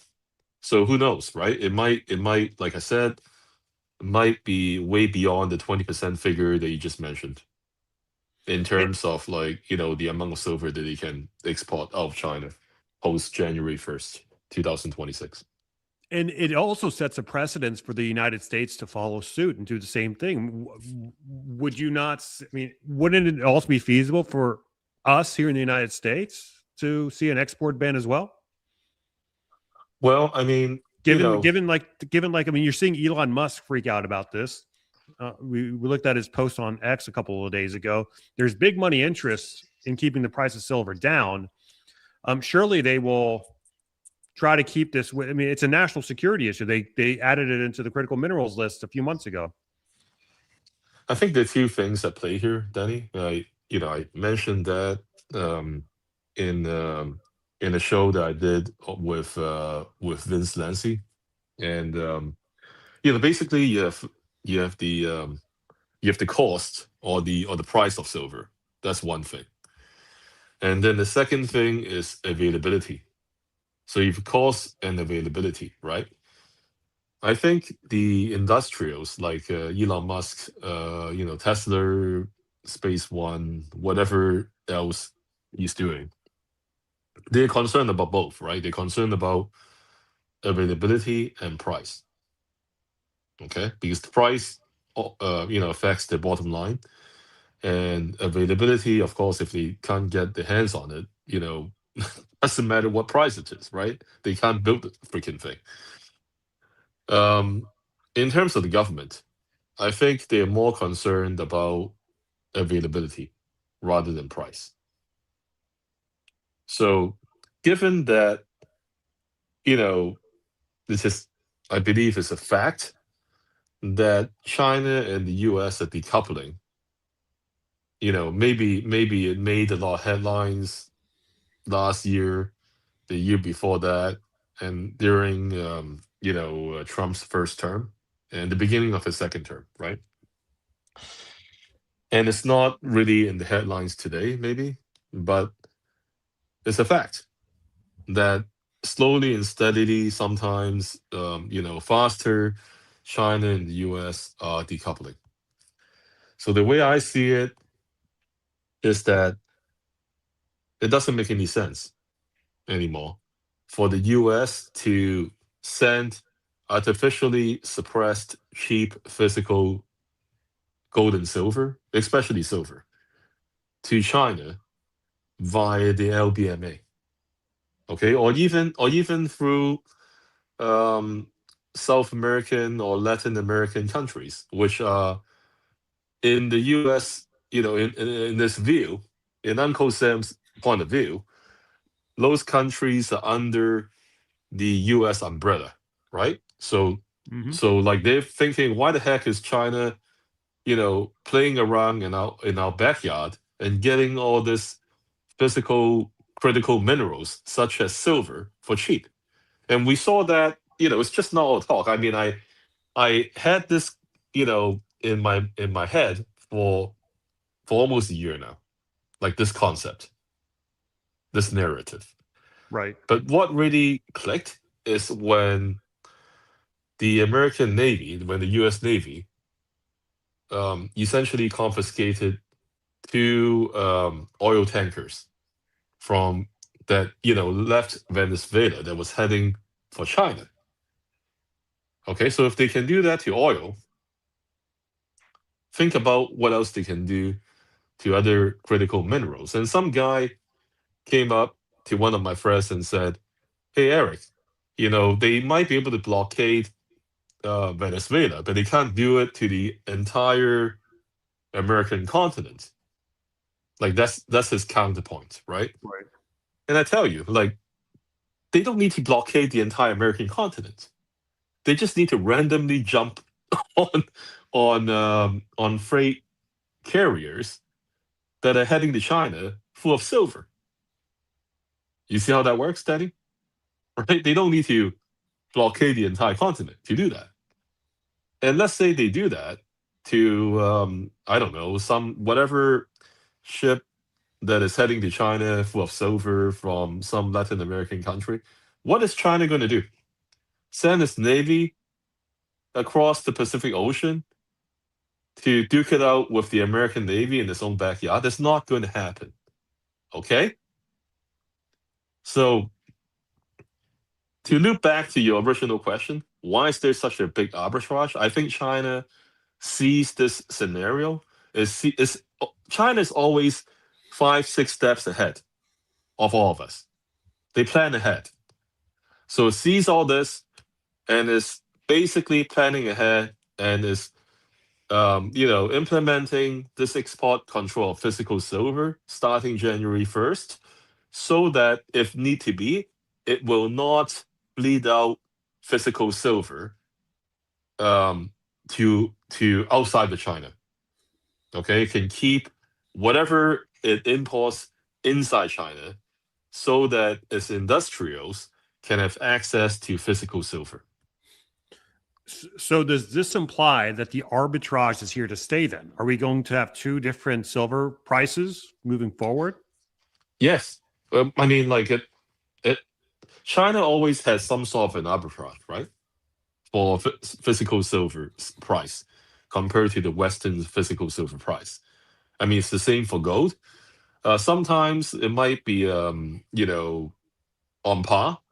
The arbitrage shrinks, but if you look at the chart, a lot of times Chinese silver has a premium compared to Western silver price. So I think, given the geopolitical situation that we're in right now, and going forward, I think it's fair to say that China's silver price and potentially gold price will have a persistent premium arbitrage above the Western silver price. Yeah, it's interesting seeing this all play out in real time, and it looks like we're seeing price discovery happen now in silver. Because the way I like to look at it is, and I made this point earlier on in the live stream, is that we've not been living in normal times up until this point. There's been all these paper mechanisms to suppress the price, keep the price down. Now it seems to be kind of loosening up. So I would say that $20 silver is the anomaly, $30 silver is the anomaly, $77 silver, maybe that's what it ought to have been this entire time. Would you agree with that? Would you disagree? Is this a return to normality more so than a parabolic? I mean, it has been parabolic, but is this price less of an anomaly and more normal than we think? I think we're returning to normal in the set. Like, if you stretch out the time frame that we're looking at, I mean, like, for most of history, the gold and silver ratio is at around, let's say, 15 to 1, right? Mhm. Now we're at what, 60 to 1? Even after the silver price spike, we are still at 60 to 1 right now. So I think silver catching up, rising, picking up momentum is simply, like you said, it's just a return to the historical norm. Yeah. And it's not just silver, it's also kind of, you see all these other metals as well riding on its coattails. We're seeing platinum, palladium, copper get a bid. And typically in these commodity super cycles, gold goes first, silver goes second, base metals come after, and then finally the energy sector gets the main event and end the show.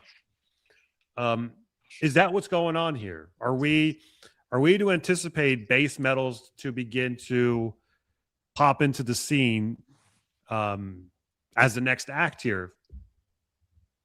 Well, I sent you a chart on your X account, Danny, via chat. If you can pull it up for your audience. Yeah.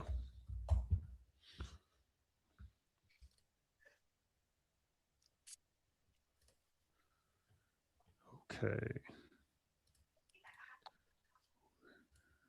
Let's see. Oh, it's the classic LBMA COMEX chart. Yeah, we'll put it up here. There you go. Yeah, so I added the China and India, like you said, is sucking, physical metals from the LBMA, right? But to answer your question, and I'm going to add a little bit of additional information to the mix. Our mutual friend Don Durrett, right? Mm-hmm.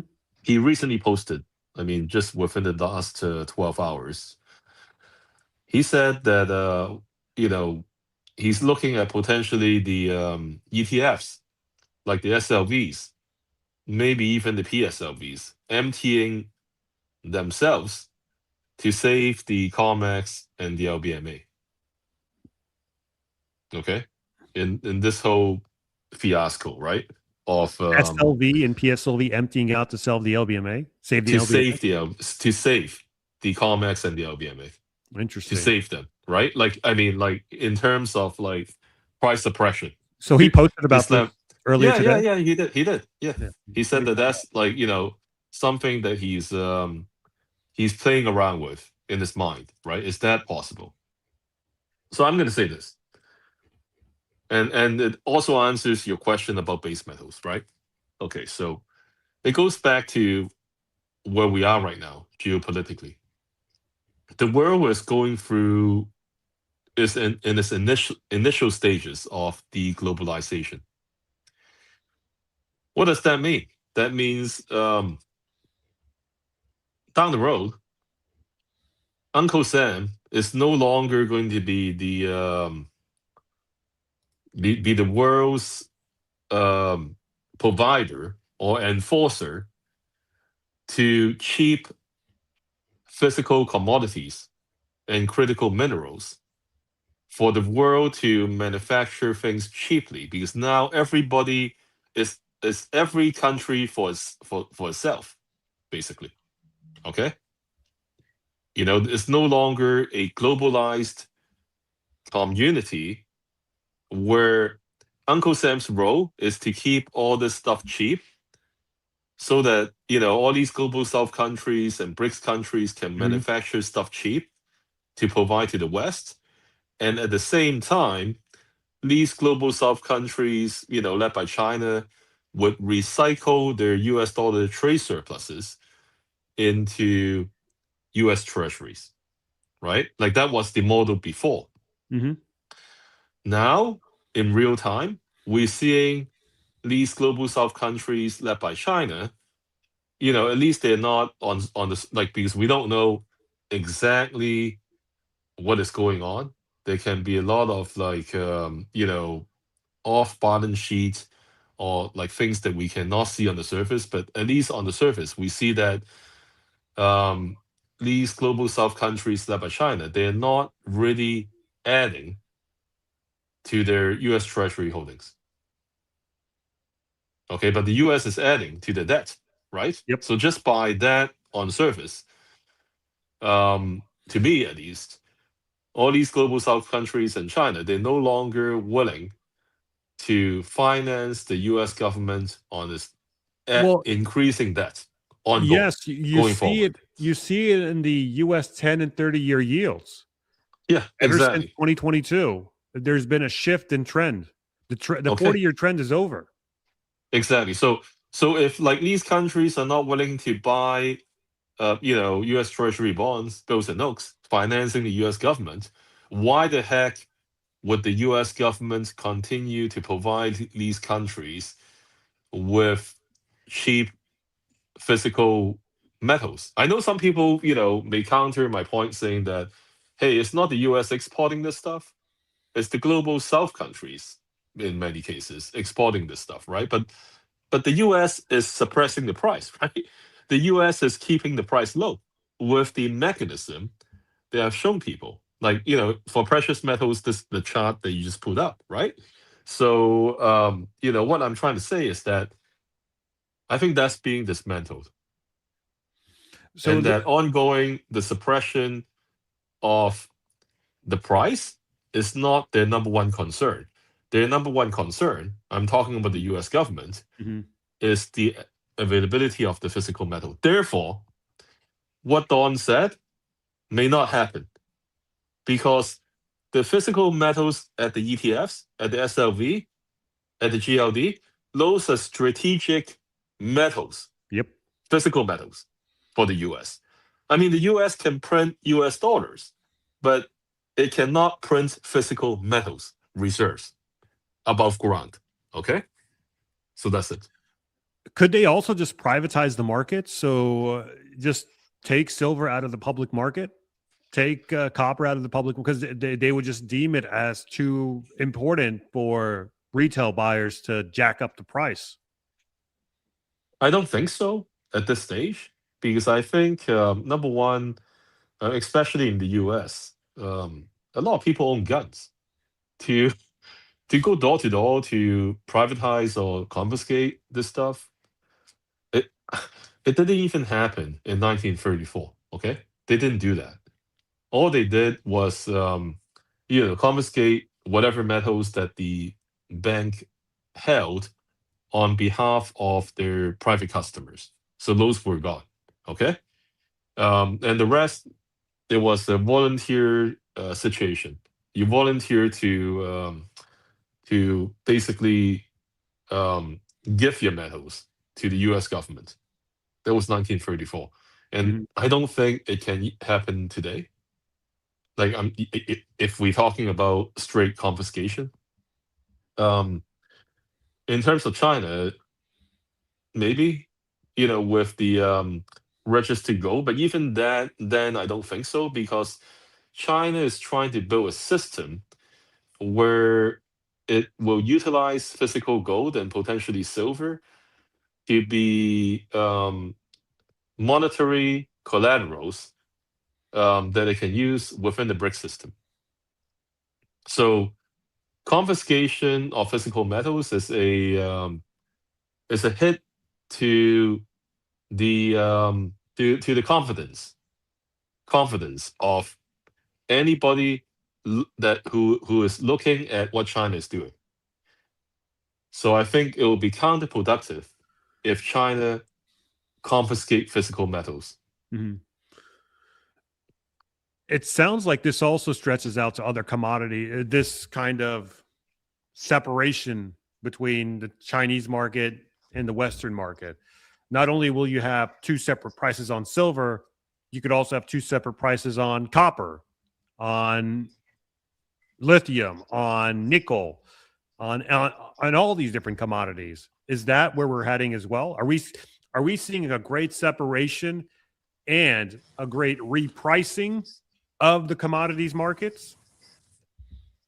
Again, I do think so. That's like, I think that's happening because it'll just go down from the most scarce to the less scarce, right?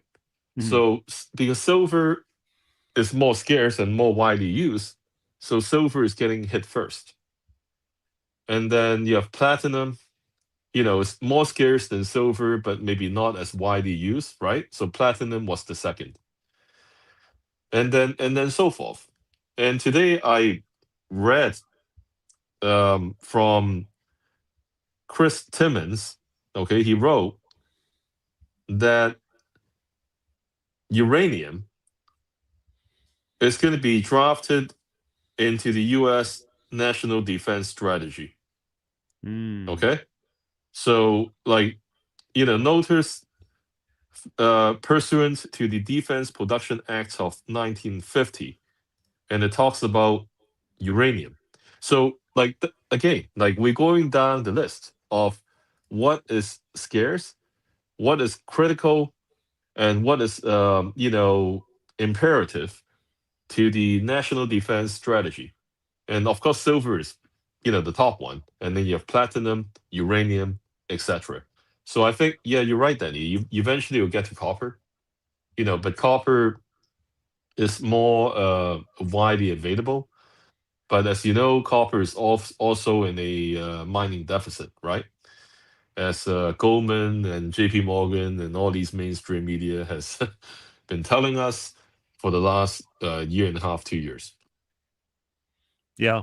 Well, I want to ask you one more question before I let you go, Eric. I know it's early in the day in Hong Kong, but you did mention a couple of episodes ago when we last interviewed, you mentioned that China had leased out silver to bail out the LBMA. Yep. Is that what's happening now? I believe the lease expires, you said, in December, which is, we're closing out December today.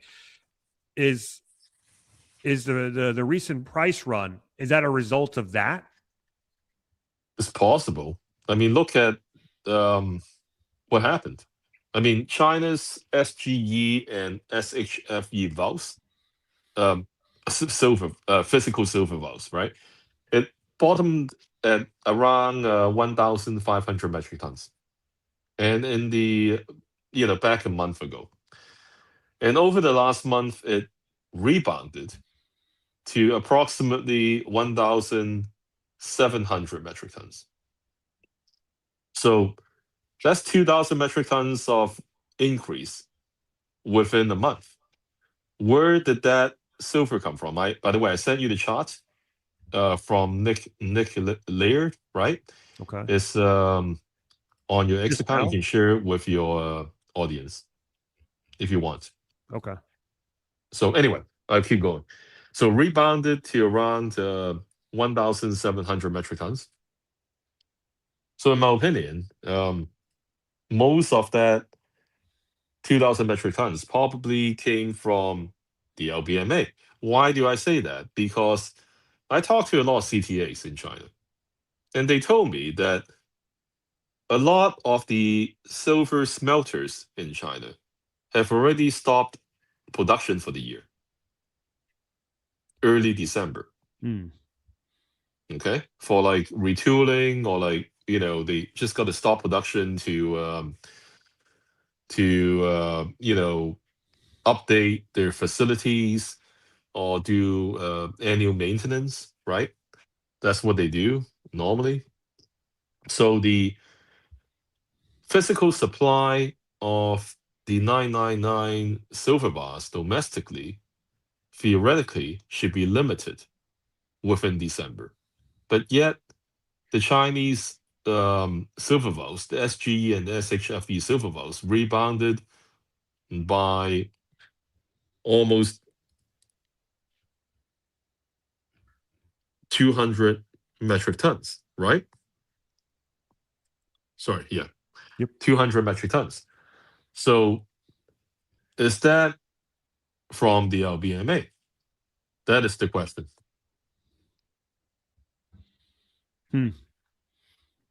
Well, the timing is very coincidental.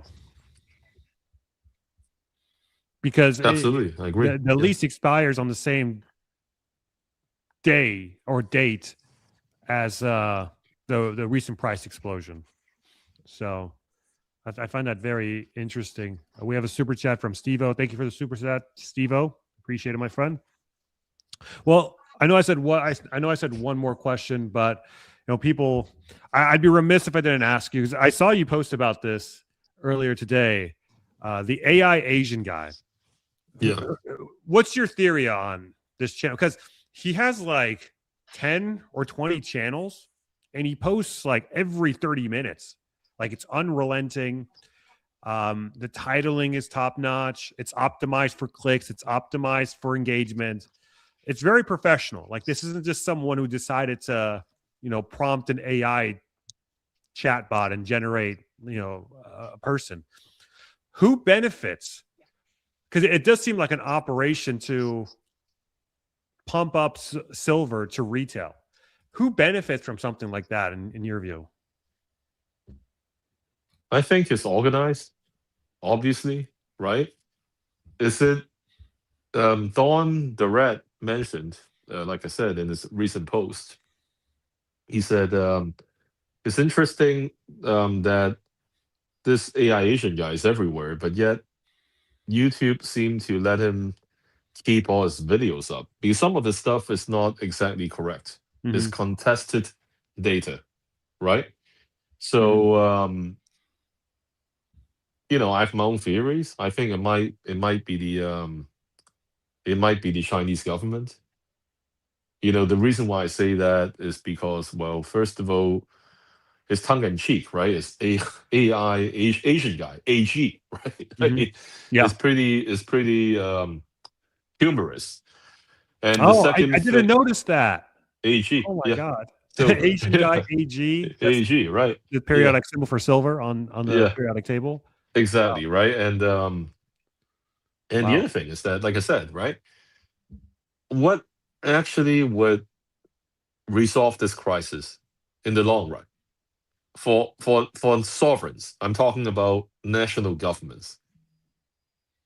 Price, because the problem right now is that ongoing. Okay, like there might be, like, if let's say all the ETFs puke out all the metals, which is unrealistic, by the way. I explained it.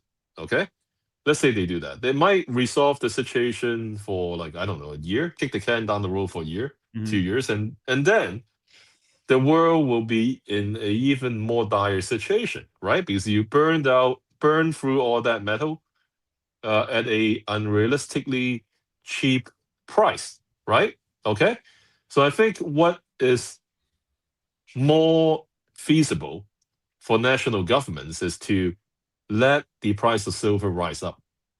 That is the end all solution to the quotation marks physical shortage of silver that we're seeing here. If the price of silver goes up much higher, repriced, then it'll give miners more incentive to mine more silver. I know some people say it's going to take 5 years. Well, you know what? Better than nothing. Okay? Better get going now. So that means, you know, um, there's an incentive for China and everybody else. Oh, I'm talking about the national governments to rise the price of silver to a more sustainable level so that all these miners will have incentive to start more new projects, mine more, therefore to replenish whatever physical silver needs that these governments have for the military and also for their domestic industrials. Makes sense. Definitely makes sense. Yeah, the miners aren't well, they're definitely incentivized now, but in the case of the silver miners, they're still trading. They're not as they've outperformed silver, but only by a marginal by marginal means. GDX has gone up 150 plus percent, whereas gold's gone up 70%. SIL has only gone up 10%, 10 percentage points higher than the price of silver. So there's definitely some catch up to do on the part of the silver miners. Eric, thank you so much for coming on, my friend. I know it was short notice, but tell us where we can find you if people want to see more of your work. Yeah, they can find me, Danny, on X at King Kong 9888. And again, Danny, thank you for having me on your show today. Yeah, for sure, for sure. We'll see if we can get you on again, hopefully in the next week or two, as well. So lots of stuff to talk about on the daily news. News changes fast. So Eric, thank you so much for coming on. Take care, Danny. Take care. All right, we have a super chat from Ruli. Should I split my purchase 30% silver mining stocks, silver physical 30%, last 30% gold physical, budget fluctuates 2K, 3K monthly. Really, I can't tell you what to do with your portfolio, man. I just don't know enough about you. I don't know your goals. I don't know your risk tolerance. It's totally up to you. But if people in the chat, I mean, if you guys have an opinion, feel free to help Ruli out. But fortunately, I can't give any advice in that fashion. But thank you for the super chat. I do appreciate it. So be sure to hit that like and subscribe button if you guys are enjoying the live stream. I think this is the longest I've ever gone so far. So, and it is a Sunday night. We do have more interviews to come tomorrow as well. I don't know if I'll do another live stream tomorrow. I'll see if something big happens tomorrow. I'll do another live stream. But yeah, hit that like and subscribe. Hit the bell notification. So if I do go live, you will get notified. Be sure to do that. I think we have another super chat here. Blue Water Stacks. Thank you, my friend. Blue Water, I know you've been a long time fan of the show. I do see you in the comments section on pretty much every video. So I do appreciate the dedication. Thank you so much.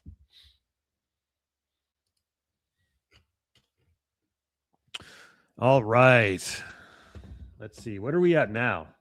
Oh, 78, 32. So pretty much nothing has changed since we started talking with Eric. Oh, look, hold on.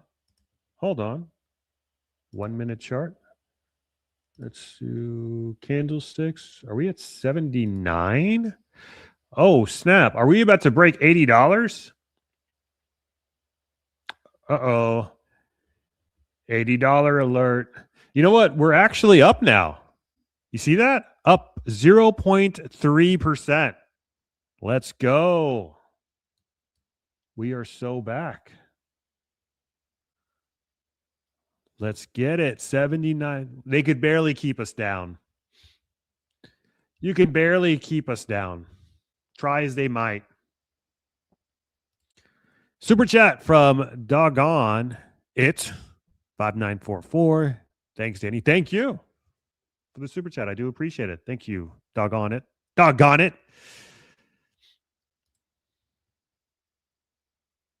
Let's see. This is from Michael McCullough. With the supply of silver being tightened in China, do you think we could see pressure on the Mag 7 who require silver for products? Bubble pop. That is a great question. Yeah, I mean, if it eats up on their costs, on their input costs to run their business, then 100%. You would just have to identify the companies and how much they spend on silver. Surely you could just like ask Grok to look that up for Grok or ChatGPT or something. So that's a great point, Michael. Thank you for the super chat.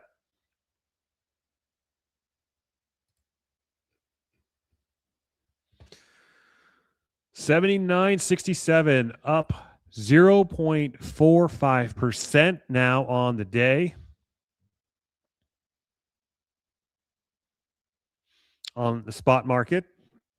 Futures market, 78.25. Backwardation back in play. We've got a $1.40 differential between spot and futures market. You'll have to see it.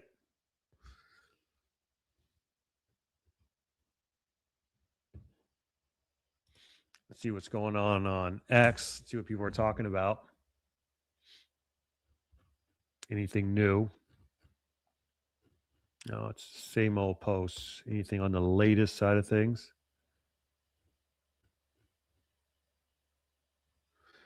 Never mind silver. Copper's up 7%. Really? No. It's only up 1%. Where's it up 7%? Copper. Yeah, it's only up 1%.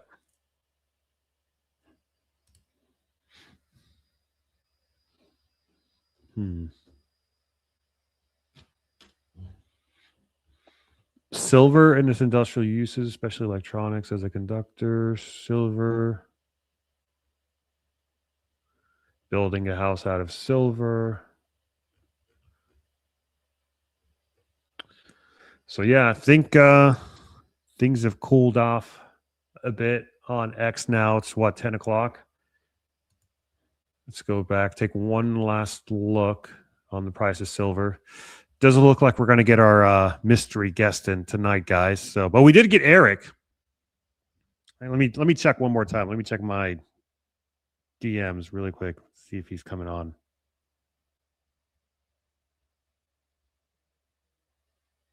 Yeah.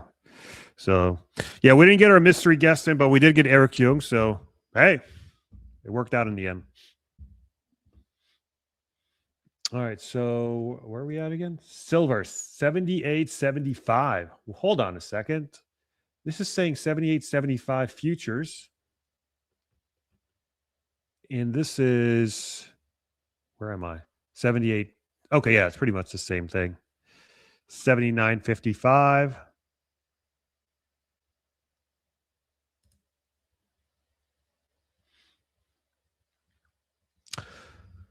Yeah, so hit that like and subscribe, guys.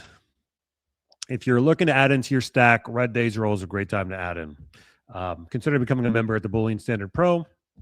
Link is in the description, as well as the promo code to get 10% off. And again, it's kind of like a Costco. It's running off the Costco model. You pay $35 a month, and you can basically buy, all of these various gold and silver products at wholesale or near wholesale prices. For example, a silver American Eagle would go around $92.60 right now on average if you would buy it at any average dealer. But you can get it for $83.80 using the membership. That'll save you $8.80. If you get 20 of them, you'll save $174. If you buy 100 of them, you'll save $861. So depending on what you buy, this thing pretty much pays for itself. So special link down below, as well as a discount code to use as well. Hit that like and subscribe, guys. I think that's oh wow. Futures market is rocketing up as well. 79.20. I was about to call it quits, but now we're actually getting some action. We're actually getting some action now. Do I stop or do I keep going? I know I shouldn't ask you guys. I mean, you just want me to keep going, don't you? See. Yeah, because I have interviews early tomorrow morning too. We'll be talking to tomorrow. I'll have Bob Moriarty on, so look out for that interview. And I'm actually interviewing Gary Savage for the first time tomorrow too. So we'll get his take as well. And depending on if anything big happens tomorrow, I may go live, but I also might just take the night off. So I have been doing live streams every day now for the last week almost. But yeah, hit that bell notification. So in case I do go live, you get a notification. But I think I'm going to end the stream here, guys. Hit the like and subscribe. I really do appreciate your time. Thank you for watching, and I'll catch you later. See ya.